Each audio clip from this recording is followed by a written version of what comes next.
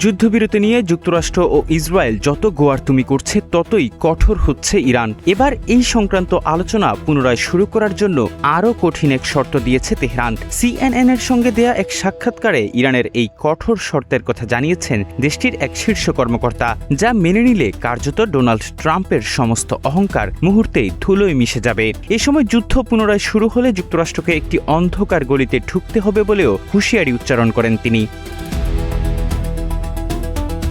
CNN-কে দেয়া সাক্ষাৎকারে ইরানের সর্বোচ্চ নেতা আয়াতুল্লাহ মোজতবা খামেনির সামরিক উপদেষ্টা মোহসেন রেজাই জানান, আলোচনা এখন অচল অবস্থায় রয়েছে এবং ডোনাল্ড ট্রাম্পকে এই অচল অবস্থা ভাঙতে হবে। বল এখন ট্রাম্পের কোর্টে। তিনি জানান, যদি ট্রাম্প ইরানের সঙ্গে একটি চুক্তিতে পৌঁছাতে চান তবে ইরানের জব্দ করা $24 বিলিয়ন হল ট্রাম্পের প্রতি ইরানের আস্থার একটি পরীক্ষা। এটি এমন একটি পরীক্ষা যাতে আমেরিকাকে উত্তীর্ণ হতে হবে এবং তবেই পথ উন্মুক্ত হবে। এটি ইরানের নিজস্ব টাকা, আমেরিকার টাকা নয়।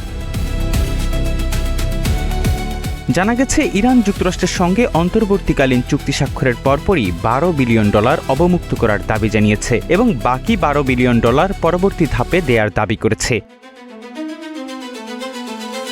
মোহসেন রেজাই জানান, যুক্তরাষ্ট্র যদি পুনরায় সংঘাত শুরু করে তবে ইরান যুদ্ধকে পারস্য উপসাগরের বাইরেও টেনে নিয়ে যাবে। এর ফলে সামরিক অভিযান হরমুজ প্রণালী থেকে ভারত মহাসাগর, বাব আল মানদেব প্রণালী, লোহিত সাগর এবং ভূমধ্য সাগরে প্রসারিত হতে পারে। এ সময় ট্রাম্পের সঙ্গে মুজতবা খামেনির সাক্ষাতের বিষয়টিও তিনি নাকচ করে দেন।